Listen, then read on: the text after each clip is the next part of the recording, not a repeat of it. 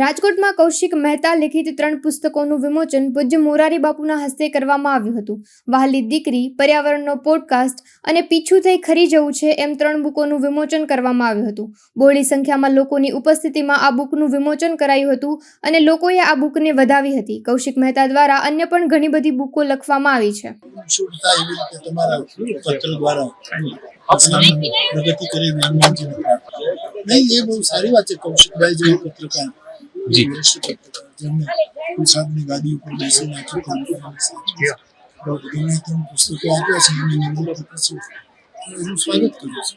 મારા 3 પુસ્તકો પર્યાવરણનો પોડકાસ્ટ, વાલી દીકરીને અને પીછું ખરી જવું છે, 3 પુસ્તકોનું. અને આજે બાપુ અહીંયા રામકથા માનસ સદભાવના કરી રહ્યા છે ને એ પ્રસંગે મારા 3 પુસ્તકોનું વિમોચન થયું એટલે મારી માટે બહુ મોટો પ્રસંગ, મોટી ઘટના છે અને બાપુનો એટલો બધો રાજીપો છે, બહુ આનંદ છે.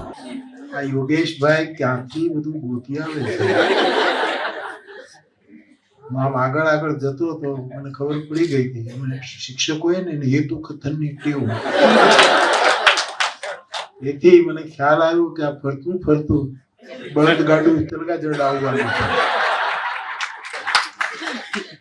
કારણ કે એકવાર પીપા વાવની કથા હતી રાજુલા પાસે, અને હું જયારે કથા કહેતો હતો ત્યારે એક ખેડૂતે સારો પ્રશ્ન કર્યો કે બાપુ તમે આમ વાતો જ કર્યા કરશો કે ક્યારેક ખેતી પણ કરશો?